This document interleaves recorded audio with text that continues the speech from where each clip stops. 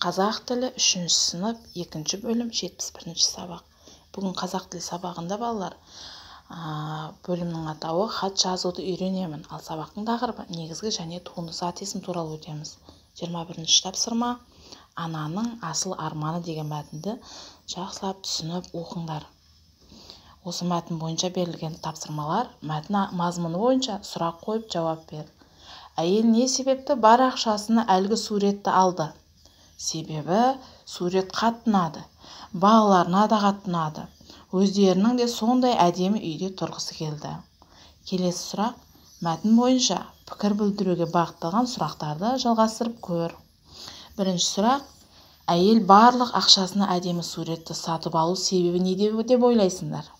Екінші сұрақ: әйел ананың орнына болсаң, сен не істер едің?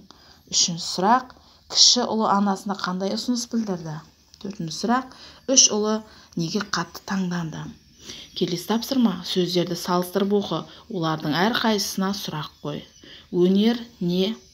Өнерпаз кім деген сұраққа жауап береді. Сурет не? Суретші кім деген сұраққа жауап береді. Шебер, шеберлік, сый, сыйлық. Келесі бүгінгі зат есім негізгі және туынды болып екіге бөлінеді. Негізгі түбірден болған зат есімді негізгі зат есім дейміз. Мысалы, ана, бала, кесте, көз. Ал түбір сөзге жұрнақ жалғану арқылы жасалған зат есімді туынды зат есім дейміз. Іскер, суретші. Келесі 22-ші мақалдың қатесін түзеп көшіріп жаз.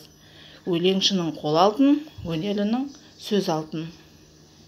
Бұл жерде балалар өлеңшінің қолы емес, өлеңшінің сөз алтын, өнерлінің қол алтын. Туынды зат есімдер өлеңші, өнерлі. Түбір сөз өлең, өнер. Оған ші, лі жұрнағы жалғанып тұр. Келесі 23-ші тапсырма өлеңді оқы. Күн тоқыған кілем. Күн кілем тоқиды, нұрмен тоқиды, гүлмен тоқиды. Ол асыл зер кілем, жалпақ кең кілем, жерге тең кілем. Мұзафар Әлімбаев. Қалай ойлайсың, күн кілем тоқи ала ма? Өлеңнің алғашқы шумағында неліктен солай айтылған? Топта талқыла. Өлеңдегі қай сөзге ше, ші жұрнақтарын жалғау арқылы туынды зат есімдер жасауға болады?